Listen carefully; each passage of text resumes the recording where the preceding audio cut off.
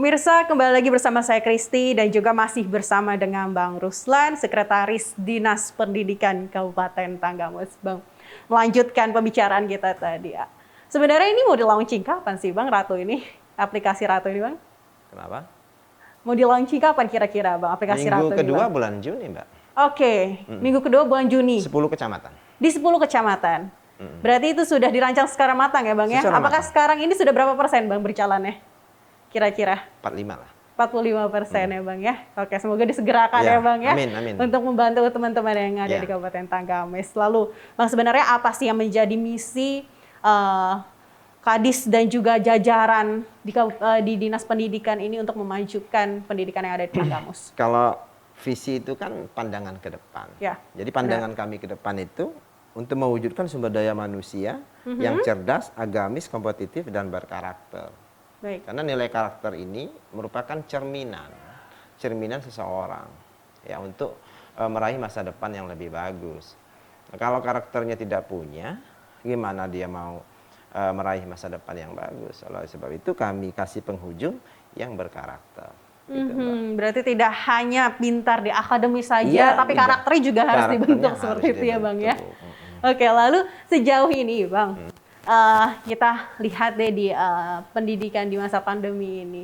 Untuk pembangunan karakter itu apakah menjadi kesulitan juga bagi para pengajar karena tidak bisa bertatap muka dan terkendala oleh pandemi ini Bang?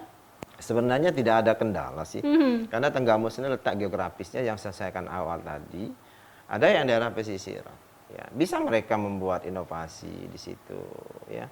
Apa kearifan lokalnya, misalnya daerah pantai, daerah pantai ini bisanya buat otak-otak, misalnya dari ikan, antara guru dan siswa serta masyarakat bisa melahirkan inovasi itu. Nah, walaupun di masa pandemik ini. Jadi mereka harus melahirkan kearifan budaya lokal apa yang ada di daerah situ. Misalnya daerah Ulu Belu misalnya. Mereka bisa bertani, kearifan lokalnya berkebun kopi, nyetek kopi.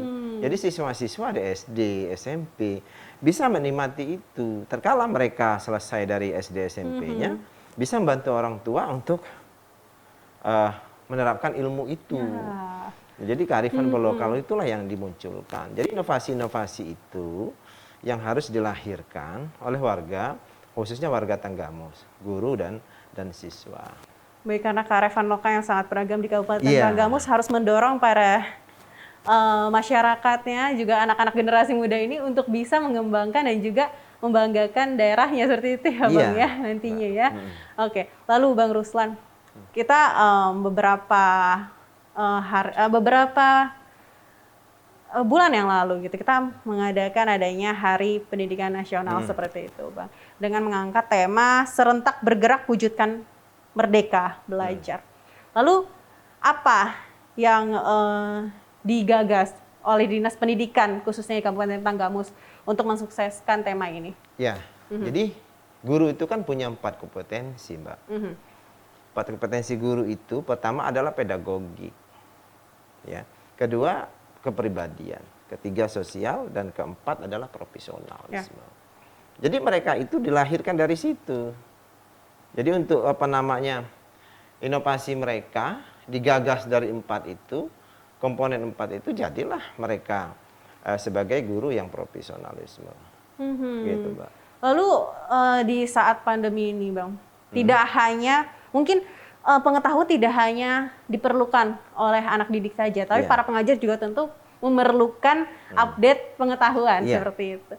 Lalu apa yang sudah dilakukan oleh Dinas Pendidikan untuk mengupgrade nih pengetahuan para pengajar? Ya, kami sesuai dengan 8 standar Dinas Pendidikan PP 19 2005,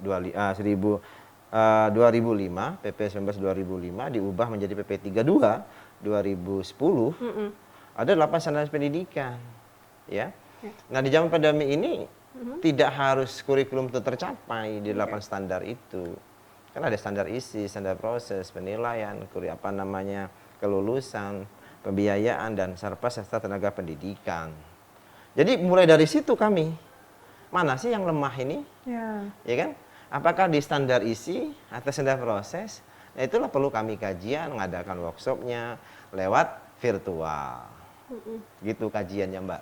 Lalu sejauh ini Bang, sebenarnya apa yang menjadi keluhan dominan nih dari para pengajar sendiri Bang?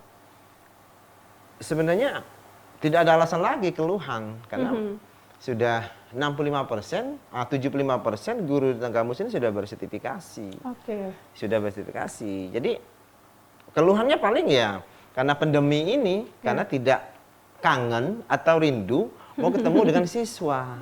Itu aja keluhannya. Kalau yang lain insya Allah tidak ada keluhan, ya. Nah, gitu, Mbak. Oke.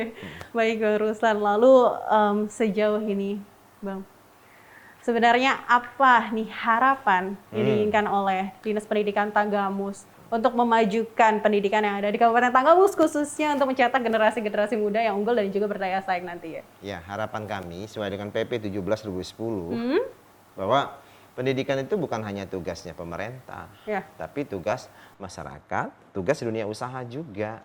Jadi harapan kami, ayo kita kerja sama-sama bagaimana caranya pendidikan itu bisa maju dan berkesinambungan. Jadi kelola anak depan kita, anak bangsa kita ini ke depan akan semakin cerah apabila ada kesatuan yang tidak terpisahkan antara pemerintah, masyarakat, dan dunia usaha. Ini harapan. Kalau itu sudah dilakukan, ya gimana akan maju pendidikan kita? Karena nggak mungkin pemerintah saja. Itu berdasarkan PP 17/2010 tentang penyelenggara pendidikan, Mbak. Baik, berarti dari Dinas Pendidikan juga mengharapkan adanya bantuan juga dari masyarakat dan juga stakeholder yang lainnya gitu ya Bang ya? Baik, terima kasih Bang Ruslan atas kesediaannya untuk bisa berdialog bersama di Dialog Spesial.